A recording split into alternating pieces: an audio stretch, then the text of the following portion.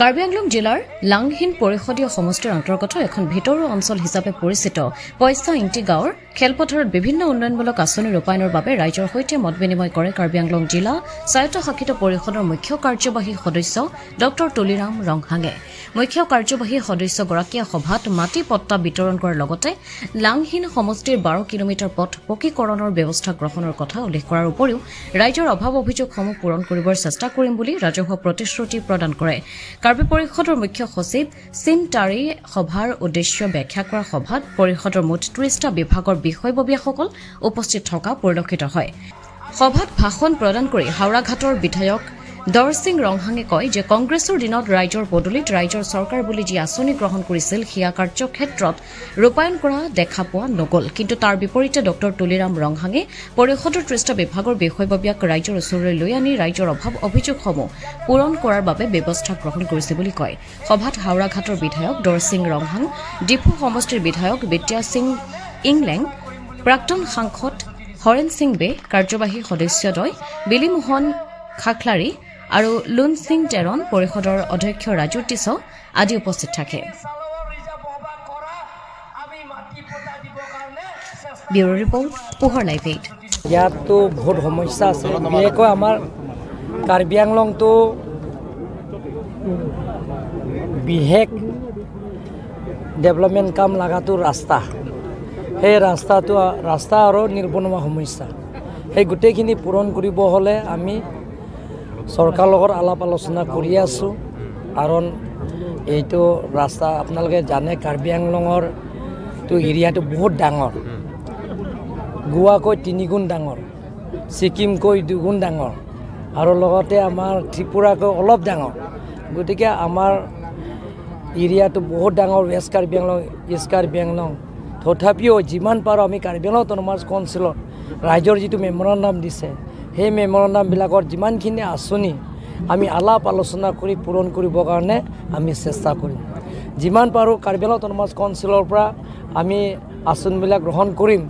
যদি যিবিলাকৰ ডাঙৰ ডাঙৰ স্কিম হয় সেইটো কেন্দ্ৰ চৰকাৰ আৰু ৰাজ্য চৰকাৰৰ লগত আলাপ আলোচনা কৰি পূৰণ কৰিবৰ কাৰণে চেষ্টা কৰিম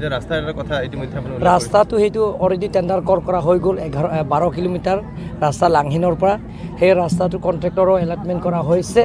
আৰু সেইটো একেদিন ভিতৰতে কামটো আৰম্ভ কৰে বেলেগ এটা প্ৰসংগলৈ যাওঁ কিয়নো দেখা পোৱা গৈছে যোৱা নিশা আচলতে জায়গাঠাৰ বিজেপিৰ সকলো সমষ্টিতে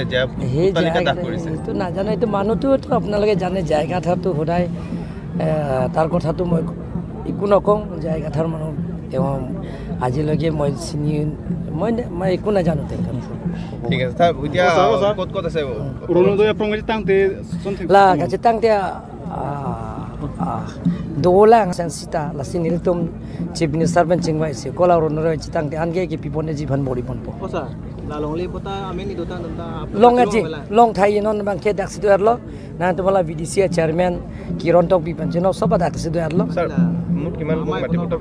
la haida sob long thai yang ton silong thai matha nang elo sobta মুঠতে কিমান জন লোকক আজি দিনটো মাটি পট্টা বিতৰণ কৰিছে স্যাৰ আজি প্ৰায় ইয়াতে 401 ৰ মাটি বিতৰণ কৰিম আজি পয়সাংটি গাঁৱৰ খেলপথাৰত CM ইণ্টাৰেকশ্যন প্ৰগ্ৰাম এইটো আমাৰ কাউন্সিল গভৰ্ণমেণ্টৰ পৰা লোৱা হৈছিল আৰু সেই হিচাপে আজি 11 তাৰিখ আজি লাংহিন সমষ্টিত তেখেতৰ আজি প্ৰগ্ৰাম এইমাত্ৰ তেখেতৰ প্ৰগ্ৰাম শেষ হ'ল গতিকে সেই প্ৰগ্ৰামত CM ছাৰে আজি যিখিনি সময় দিলে তাৰ কাৰণে লাংহিন সমষ্টিৰ জনপ্ৰতিনিধি হিচাপে তেখেতক মানে ধন্যবাদ জ্ঞাপন কৰিছোঁ তেখেতেই নহয় তেখেতৰ লগত আমাৰ কাউন্সিলৰ যিমান বিষয়ববীয়া আছে যিসকল মানে MSc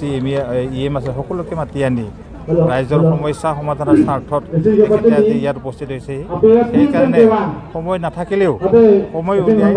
এইখিনি মুহূৰ্তত ৰাইজক সহযোগ কৰাৰ কাৰণে মই ধন্যবাদ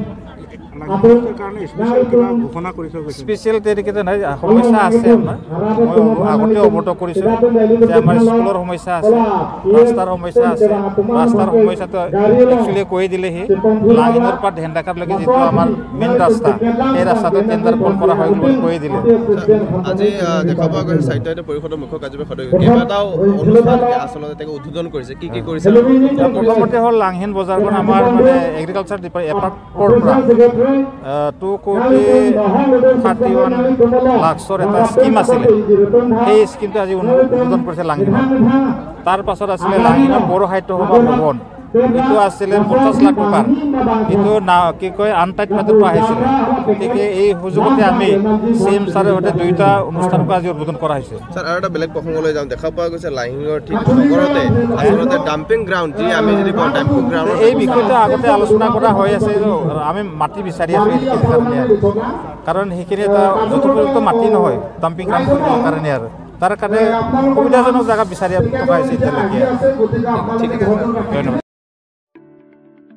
যোৰহাট নগৰৰ মাজমজিয়াত মুকলি হ'ল অত্যাধুনিক সা সুবিধাযুক্ত বিলাসী অতিথিশালা